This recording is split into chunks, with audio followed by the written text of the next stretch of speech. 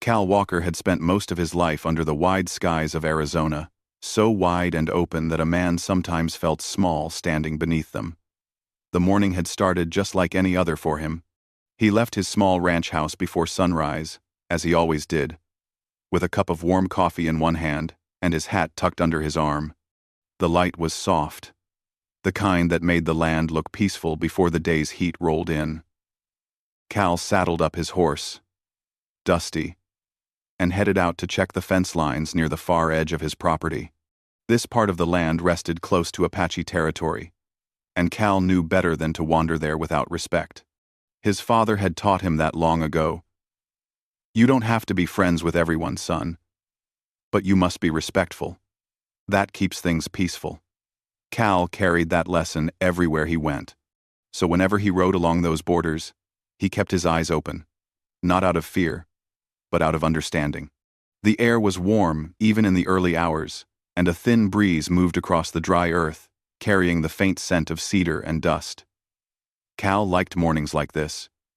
They were calm, simple, predictable, but life had a way of changing the ordinary into something unforgettable without any warning. As he rode along the fence line, he noticed something unusual, a movement far out near a dry wash. At first, he thought it was just the wind, pushing a patch of tall grass. But then he saw a figure step into view and falter, almost falling. Cal slowed his horse, trying to get a better look. The figure was a woman. She seemed young, wrapped in traditional Apache clothing, and she was moving slowly, almost painfully. Cal's brows pulled together in concern. It was not common to see anyone out here alone, especially not so early in the day, and especially not wandering like they were unsteady on their feet. He nudged Dusty gently and rode a little closer, though still keeping a respectful distance. He didn't want to startle her or give the wrong impression. The woman looked around as if trying to find balance. Her steps were uneven. She clutched at her leg, then let her hand drop, as if even lifting her arm took effort. Cal took off his hat and called out in a calm voice, "Ma'am, are you all right?" His voice carried across the quiet land, and the woman turned her head slightly. Even from a distance, Cal could see her face was pale, and her expression held a mix of pain and confusion. She did not answer him, but she tried to take another step and stumbled forward. Cal gently urged Dusty closer, speaking softly so she would not feel threatened. The ground beneath her seemed dry and cracked, the kind that held heat even before noon. The shadows of nearby rocks stretched long across the ground, giving her small patches of shade as she moved. But it was clear that she was struggling. Her breath came short, and she paused often, pressing her hand against her skirt as though something had gone very wrong. Cal stopped a few feet away, lowered his voice, and tried again. "You look hurt. Can I help you?" He didn't move any closer yet. He knew enough about the history between ranchers and the Apache to understand that trust didn't come easily.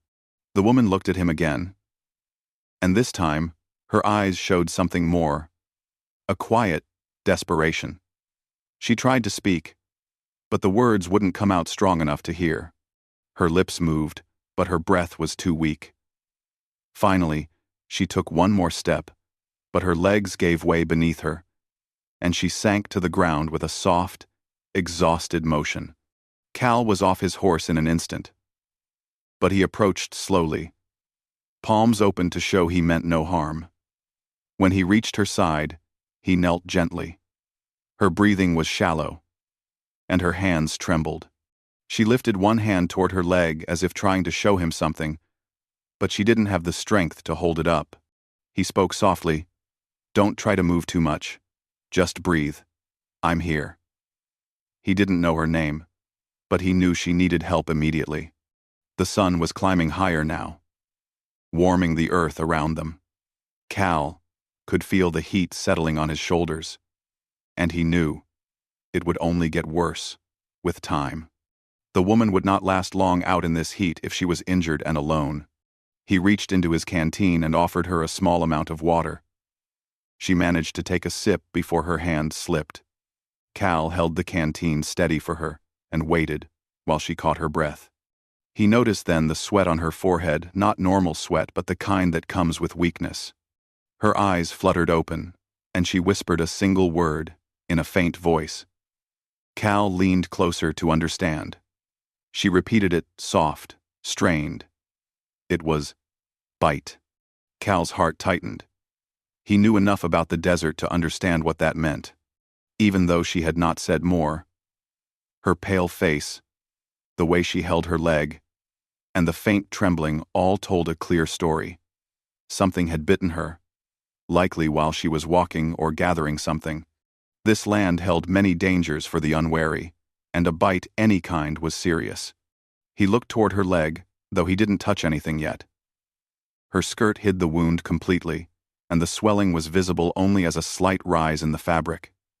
She winced when her leg shifted even a little. Her hand trembled as she tried to reach for the spot again. Cal spoke gently. "You're hurt pretty bad. I need to know exactly what happened so I can help." But she could only whisper, her voice fading again. She parted her lips like she wanted to explain more, but she couldn't. Cal felt the weight of responsibility settle on him. He had seen injuries before. He had helped wounded animals, and even neighbors when they needed him. But this was different.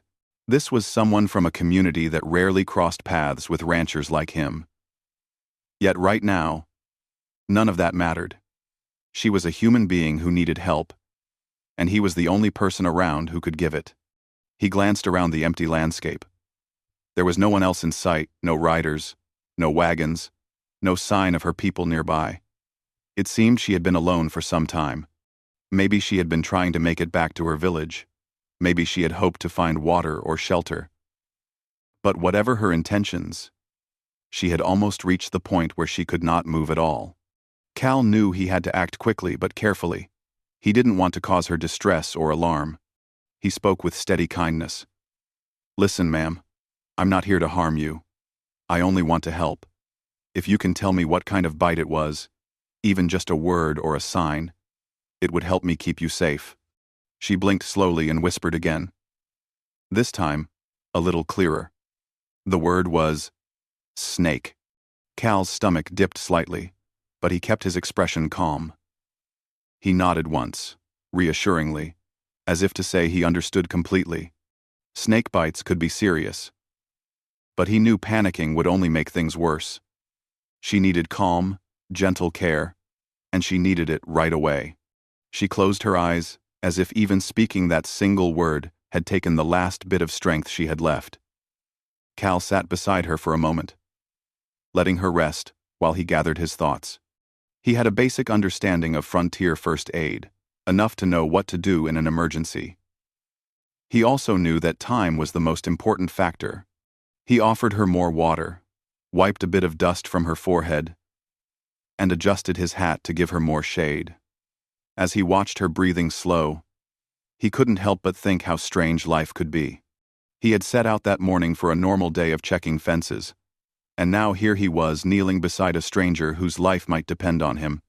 And though they came from different worlds, though their histories were complicated and their cultures distant, something inside Cal told him that helping her was not just the right decision, it was the only one. She needed him. And for reasons he couldn't yet understand, he felt a quiet determination rising within him. He would not let her face this alone.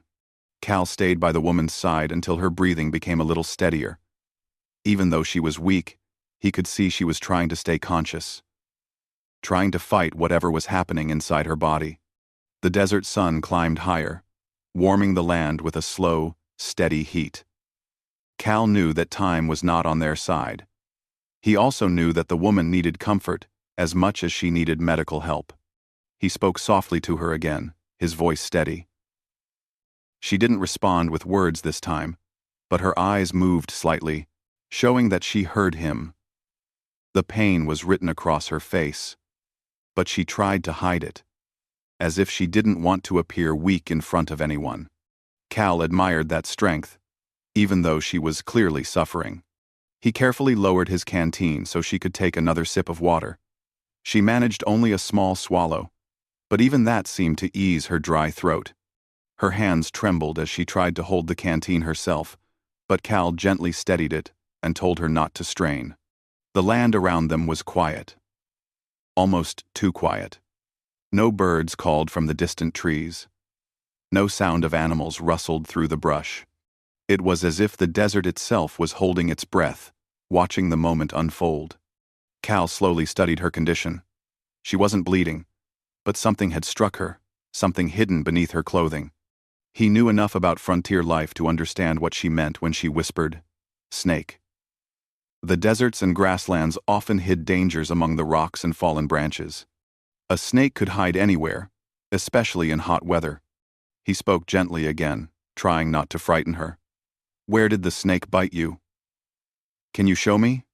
He didn't reach for her, only gestured with his hands, so she knew he wasn't trying to touch her without permission. The woman weakly lifted her hand and rested it on her upper leg, just above her knee. Her movement was slow, almost too slow, as if every inch she moved took strength she didn't have. The area she touched was hidden under her long skirt, and Cal knew the wound must be somewhere beneath the fabric. He felt a knot of worry tighten in his stomach. A snake bite on the leg, especially high up, could be dangerous. But he didn't allow his concern to show on his face. Instead, he offered a calm, reassuring look. "Thank you," he said quietly. "That helps me know where to look." The woman breathed through her discomfort, and Cal noticed sweat forming on her temples, even though the breeze had picked up slightly. He recognized the signs of distress. She was struggling with more than pain. She was battling weakness, dizziness, and exhaustion. She whispered something in her language, soft and filled with emotion. Cal didn't understand her words, but he understood her tone. She was scared not of him, but of what was happening to her. It made Cal's heart squeeze with sympathy. He answered her softly, "I'm right here. I won't leave you. You're not alone." Her eyes opened a little wider, almost surprised, as if his kindness was something unexpected. Cal didn't want to think about how long she might have been wandering like this, suffering quietly with no one around to help.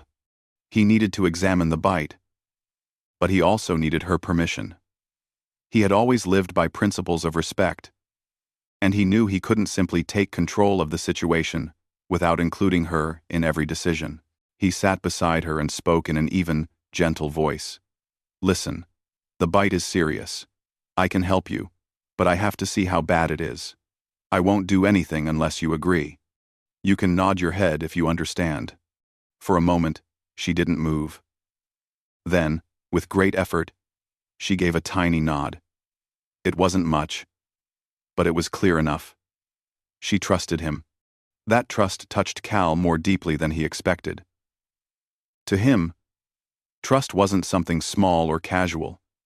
It was something earned, and she, in her pain and weakness, had chosen to give him that. Still speaking softly, Cal explained, "I need to lift your skirt just enough to check the bite. I'm not going to hurt you. I'm only going to look and help."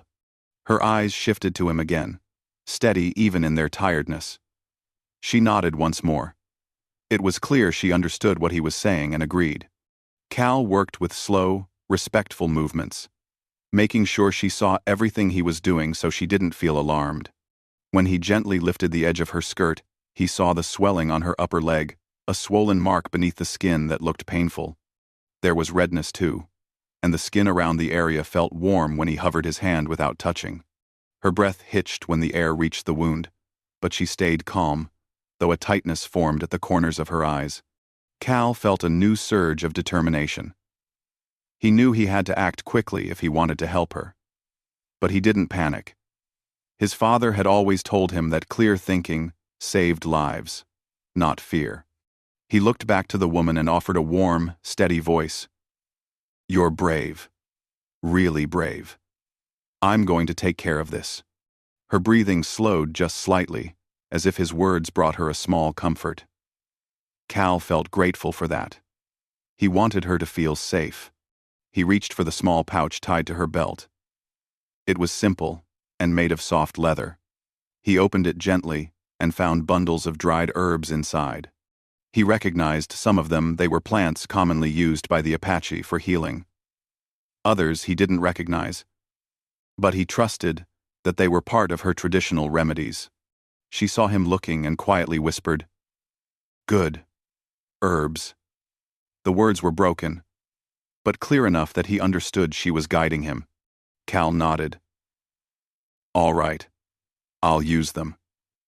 Quote, quote, quote. He set the herbs beside him and took a moment to think. He needed to treat the bite, slow the swelling, and keep her hydrated. He also needed to get her somewhere cooler. The desert sun was growing warmer, and even with the shade of his hat cast over her, it wouldn't be enough.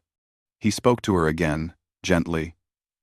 "I'm going to help you sit up for a moment, just so I can support your back better.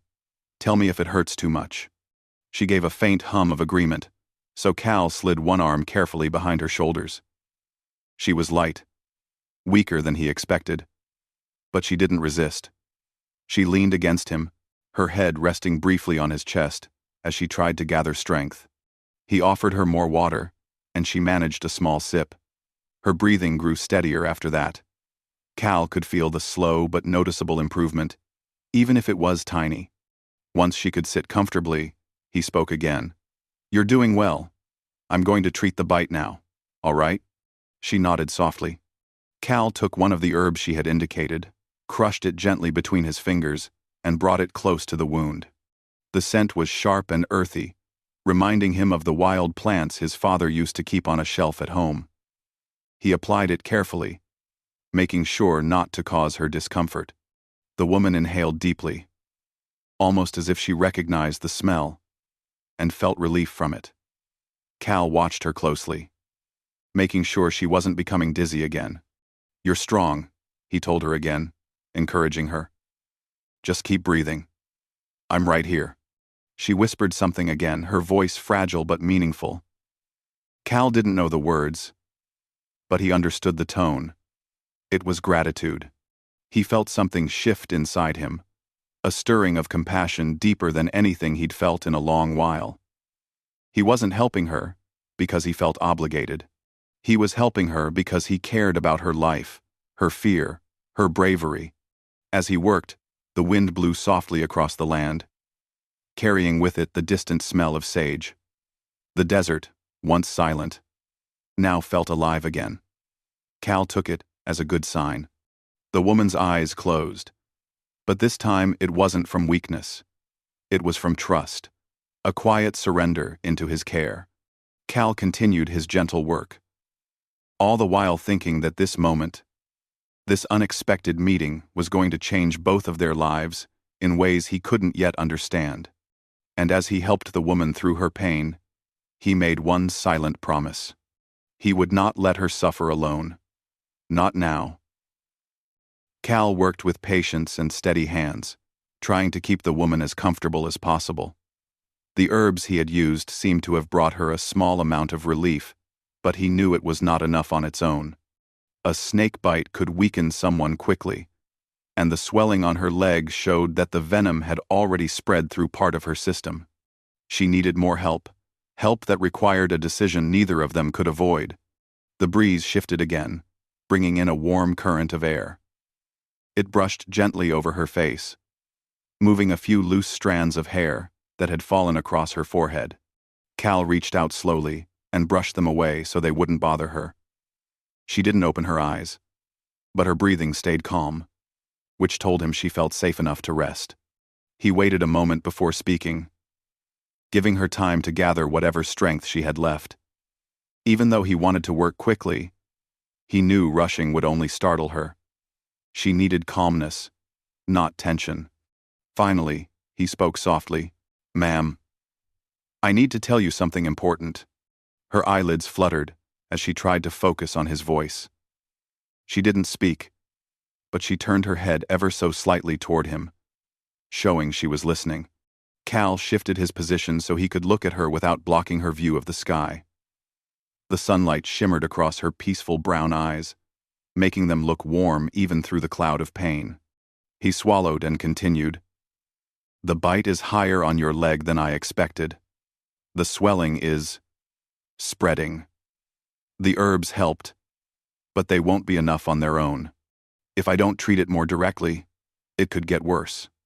She blinked, absorbing his words. Her breathing grew a bit shallower, not from fear, but from the effort of staying present. Cal gave her a reassuring nod. You're strong. You've held on this far. But now we have to choose something difficult. He hesitated, searching for the right words. Where the bite is. I'll have to treat it carefully, directly, or the venom will spread more. Her eyebrows tightened slightly, showing she understood what he meant. She was shy, but she wasn't inexperienced with hardship. She knew that sometimes survival depended on doing things that might feel uncomfortable or embarrassing. Cal kept his voice calm and respectful. I won't do anything without your permission. I will keep everything proper and safe. But the place where the snake bit you, it's hidden under your clothing. I can't treat it unless you agree to let me help more than before. She looked up at him with tired eyes, searching his face. She seemed to be studying him deeply. Not his words, but his sincerity. She needed to know he meant exactly what he claimed. Cal held her gaze without a single flicker of hesitation. I promise, he said quietly. I'm here to help you live. Nothing else. For a long moment, there was only silence between them. The desert stretched wide and far on all sides, the only sound being the soft rustling of the dry grasses. Then, with a small but clear nod, she agreed. The nod was gentle but full of trust. It was perhaps the most courageous thing she had done so far, not simply because she allowed him to help, but because she placed her well-being entirely in the hands of someone from a different world. Cal felt the weight of that trust settle deep inside him. He took a slow breath, steadying himself, and said softly, Thank you. I won't let anything happen to you. She closed her eyes again. Not in fear, but because she was worn out. Her body had been fighting too long. Cal knew every step he took now needed to be slow, respectful, and very careful. He spoke gently as he worked, explaining every move so she wouldn't become startled. I'm going to lift your skirt a little higher now, he told her, just enough to reach the bite. I'll shield you from the sun as much as I can. He placed his hat near her leg to provide shade. Then he positioned himself so that she was covered from any angle, giving her privacy and comfort. When he finally uncovered the area just enough to see the wound clearly, he could see the swelling more clearly than before. It wasn't alarming, but it was firm and warm signs that the venom was still active. Cal exhaled slowly. He wasn't frightened, but he was deeply aware of his responsibility. He reached for another herb from her pouch, a soft green leaf, dried but still holding a strong scent. It reminded him of mint, though sharper. He crushed it carefully between his fingers and mixed it with a small amount of water from his canteen, creating a cool paste. This will help pull out the venom, he whispered to her. Your people know good medicine. I'm just helping it along. She murmured something, maybe agreement, maybe a simple breath of relief. Cal applied the mixture gently, his touch light so she wouldn't feel unnecessary discomfort. She winced once, but only slightly. He paused, checking her face to make sure the pain wasn't too much. When he saw her breathing steady, he continued with smooth, careful motions. It's working, he told her. I can see the swelling ease a little. Just stay still and breathe. The woman didn't open her eyes, but he could tell she was listening.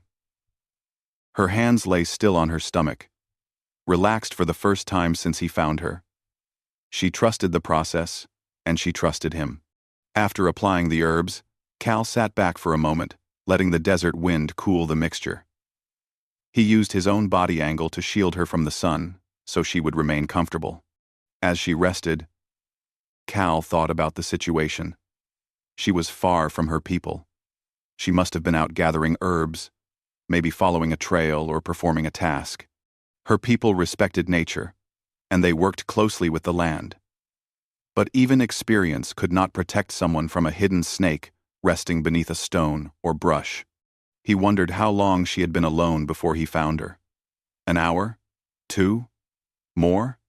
Considering her weakness, she must have walked as far as her body allowed before collapsing.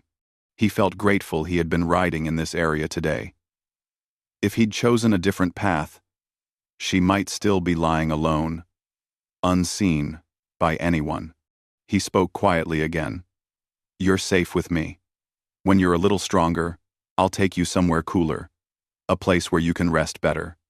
She managed to open her eyes a little. Though tired, they held warmth. She whispered one word. "Thank." Cal smiled softly. "You don't owe me thanks. I'm just doing what anyone should." He knew not everyone would have stopped. That truth sat heavily on him, but he pushed the thought aside. Right now, she needed care, not what-ifs. After giving the herbs time to settle, Cal checked the wound again. The swelling had slowed, and the skin around it looked less tense. His shoulders relaxed slightly. The worst wasn't over, but her chance of recovery was improving. Still, he knew the desert heat could undo his progress if he didn't move her soon. She needed shade, water, and a place where he could continue helping her without the sun pressing down. He looked into the distance toward a canyon he knew well, a place with a small spring and cool shadows. It wasn't far, but carrying her alone would take careful planning. He touched her hand gently. "I'll need to move you soon. I'll be careful. You won't have to walk." She gave the faintest nod. Cal felt a swell of determination again.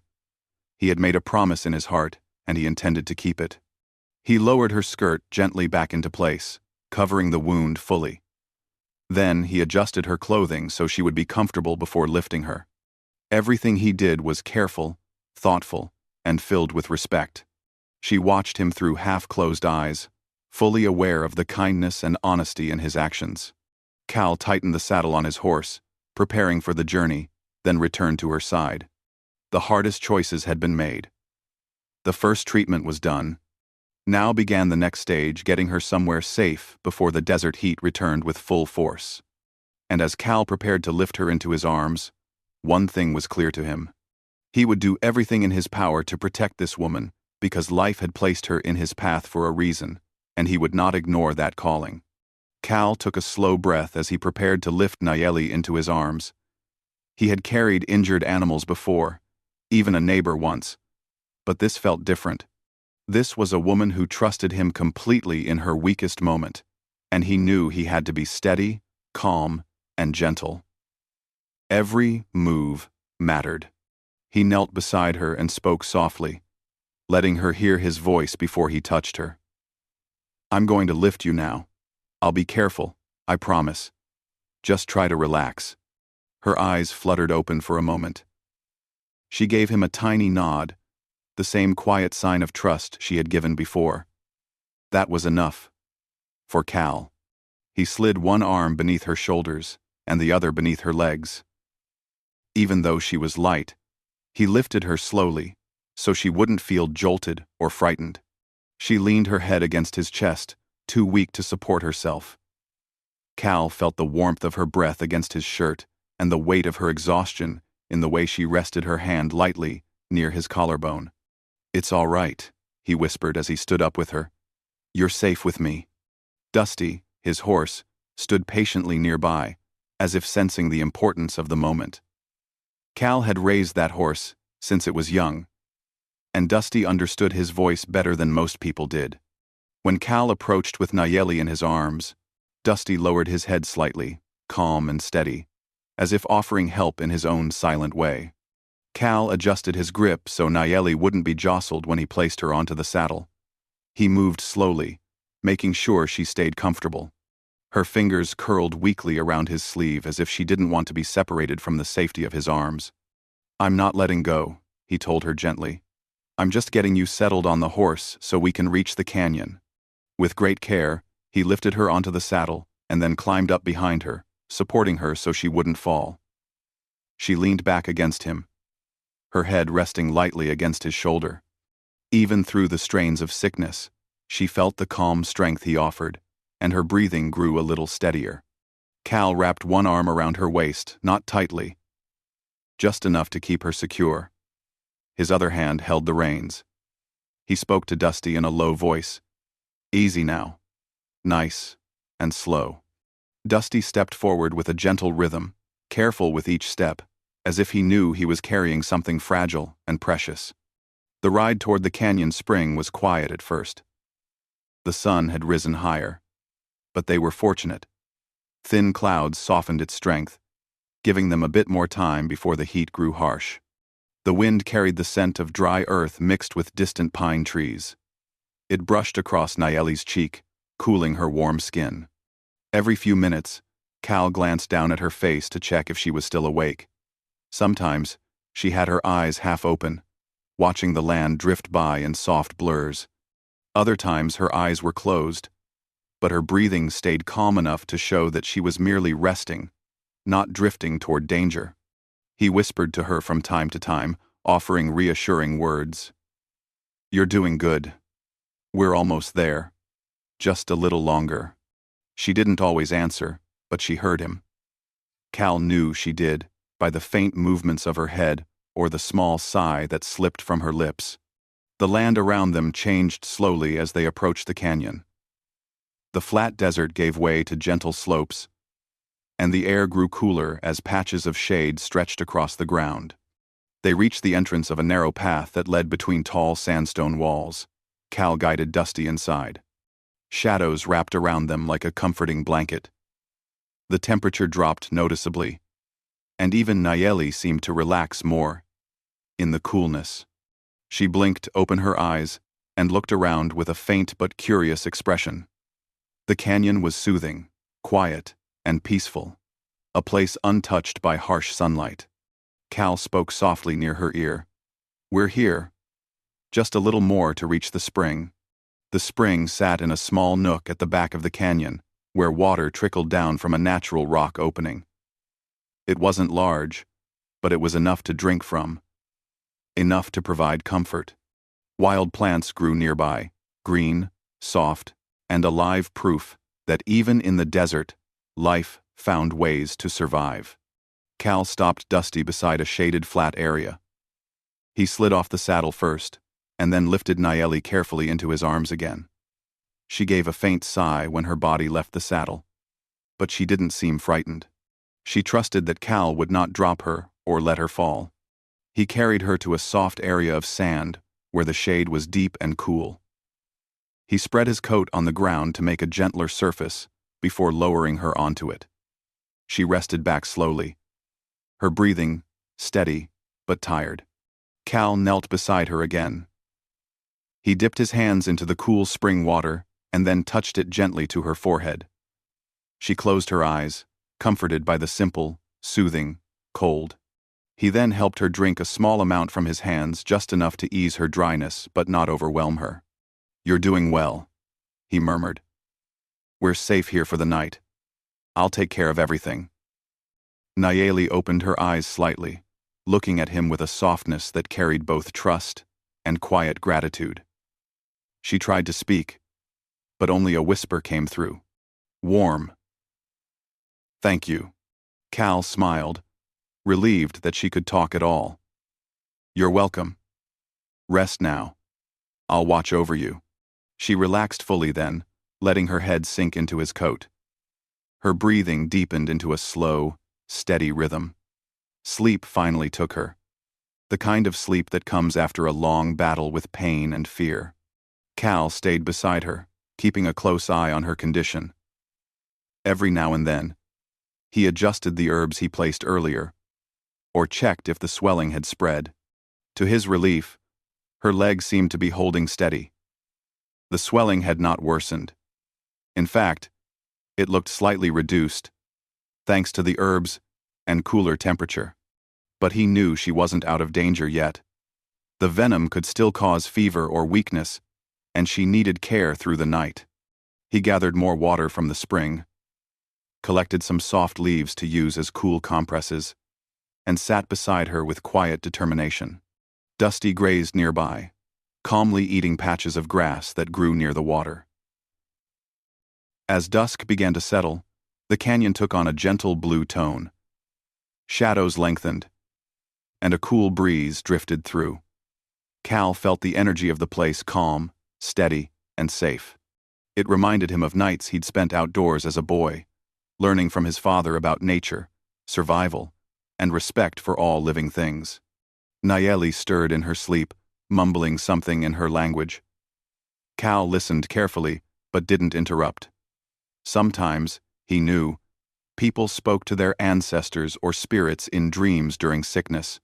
He placed a calming hand lightly on her shoulder, offering silent support. Hours passed. The first stars appeared overhead, tiny sparks of silver in the darkening sky. Cal kept the fire small, just enough to warm the air, but not enough to disturb her rest. He cooked a simple broth, using plants from the canyon, and the water from the spring. When it finished, he let it cool, and then gently helped Nayeli drink a few sips when she woke briefly. "You're doing better," he whispered. "You have strength. You'll get through this." She blinked slowly, her eyes soft but more focused than earlier. She managed a tiny smile. Weak, but real. "You. Help." Cal shook his head slightly. "I'm only doing what's right." She watched him for a long moment, her gaze deep and thoughtful. Even in her weakened state, there was dignity in her expression, as if she carried centuries of wisdom behind her eyes. Then she drifted back into sleep. Cal settled against a rock nearby, watching over her with silent care. Through the night, he checked her temperature, replaced the cool leaves on her leg, and kept her covered with his coat whenever she shivered. He didn't sleep at all. His only focus was making sure she stayed safe. Hours later, just before dawn, he noticed something. Her breathing had grown deeper and stronger. The color in her face had returned. The fever that had worried him earlier seemed to be fading. A wave of relief washed over him. She was pulling through. And in that quiet canyon, surrounded by the soft glow of morning light, Cal realized something deeply important. He wasn't just helping her because he found her. He was helping her because he cared for her, not from duty or chance, but from something genuine and unspoken. In the silence of dawn, he made a private promise. He would get her home safely. He would see her healed completely. And he would never forget the trust she had placed in him that day.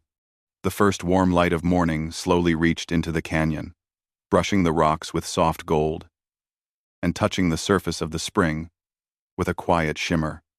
Cal had been awake the whole night. He shifted his position carefully, stretching his tired legs as he checked on Nayeli again.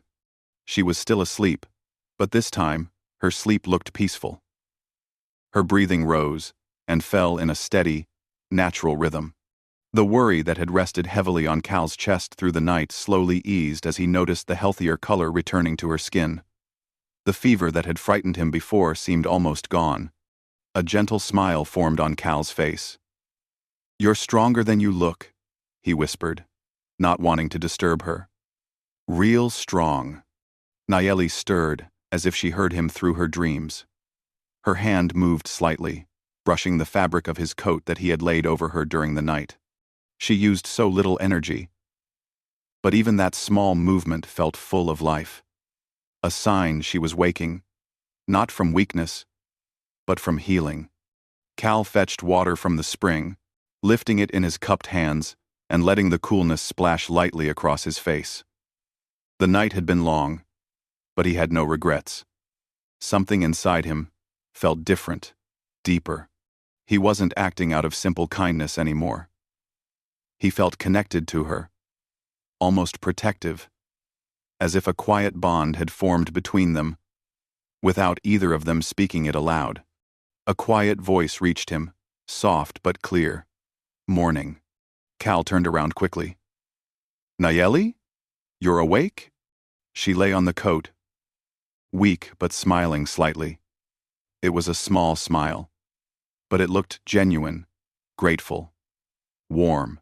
She blinked slowly, adjusting to the light, and studied the peaceful canyon around her. "You look better," Cal said gently, moving closer.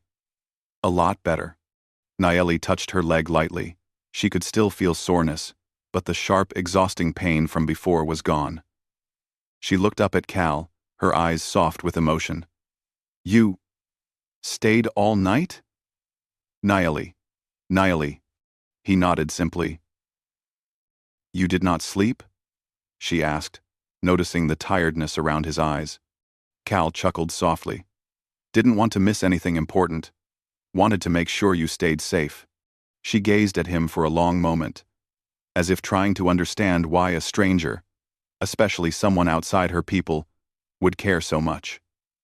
Her voice was quiet when she spoke again. You have a good heart. Cal felt warmth rise in his chest. Just did what anyone would. But they both knew that wasn't completely true. Not everyone would have stopped. Not everyone would have stayed. And certainly not everyone would have spent the entire night caring for someone they barely knew. Nayeli tried to sit up, but she winced lightly when her leg tensed. Cal reached out quickly, supporting her back without making her feel helpless. Easy, he said. You're still recovering. She nodded, grateful for his steady hands.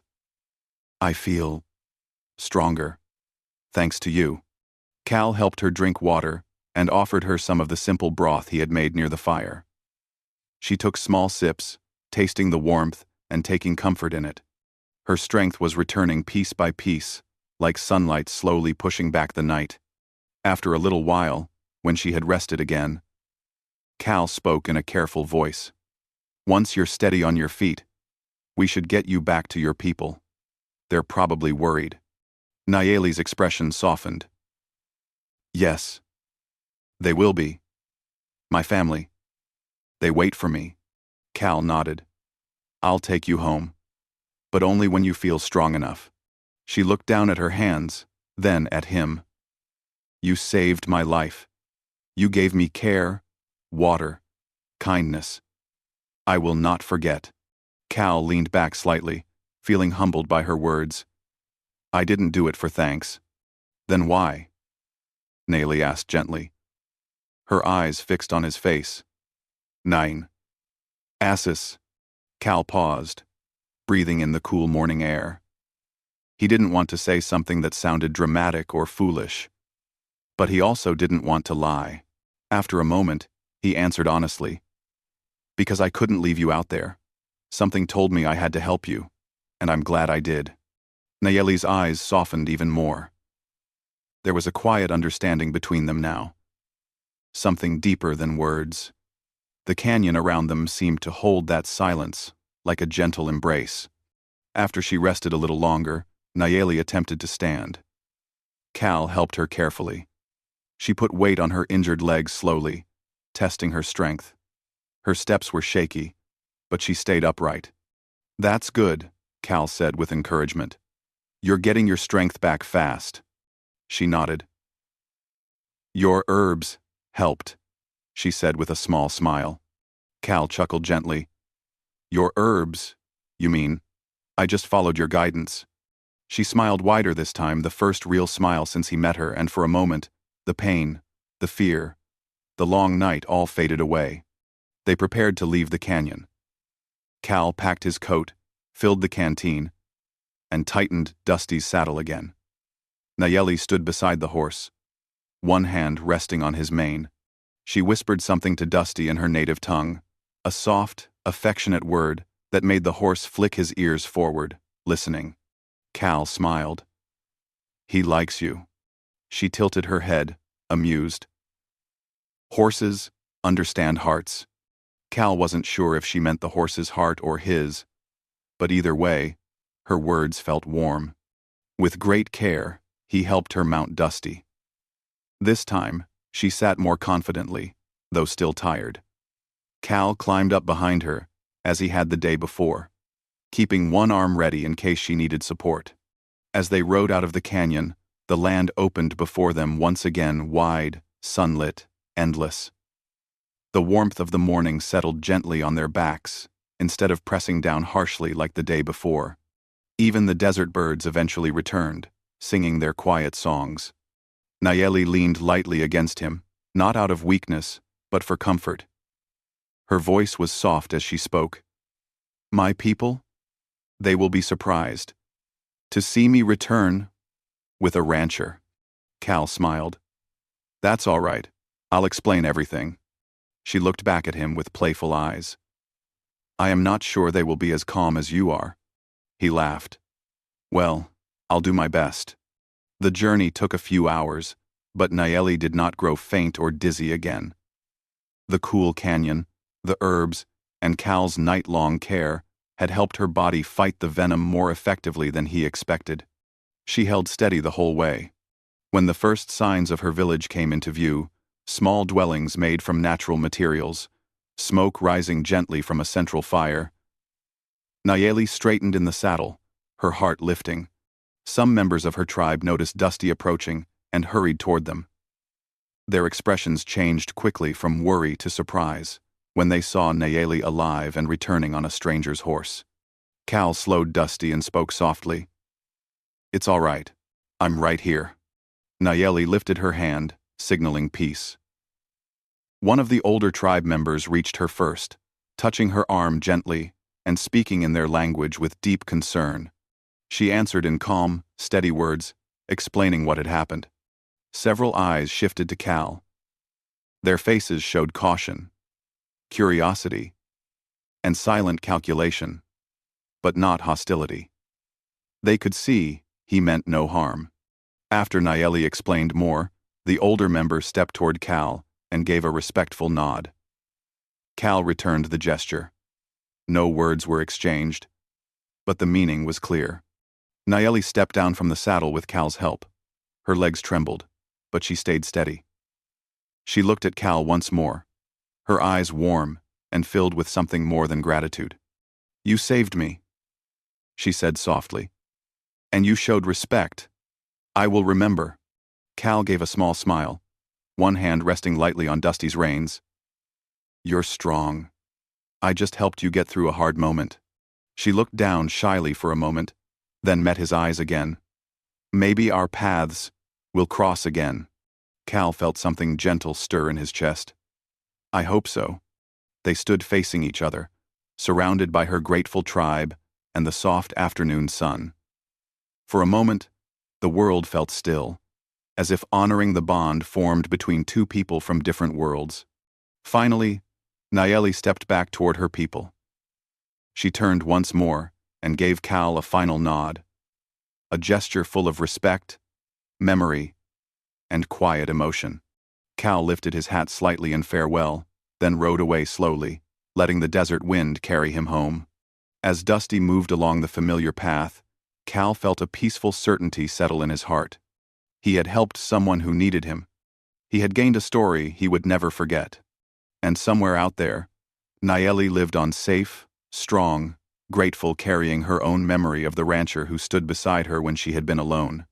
And though life would take them down different roads, their shared moment of courage, trust, and kindness would remain forever, like a quiet mark written into the desert itself.